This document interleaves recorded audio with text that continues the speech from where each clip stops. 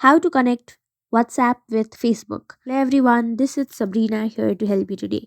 So without any further ado, let's get right into the video. First, open your Facebook application. You can use Facebook or Facebook Lite. Then, log into your account. After that,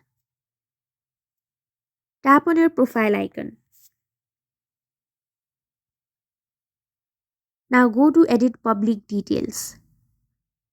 Scroll down and then go to edit your about info. Now, scroll down and then you will find an option of contact. Now tap on edit. Select phone number and then select WhatsApp number. After that, add your mobile number and add it. Now your WhatsApp will be connected with your Facebook. So that's how you do it. Thank you for watching this video. Make sure to like, share and subscribe to our YouTube channel. If you got any questions, comment them down and I'll catch you in the next one.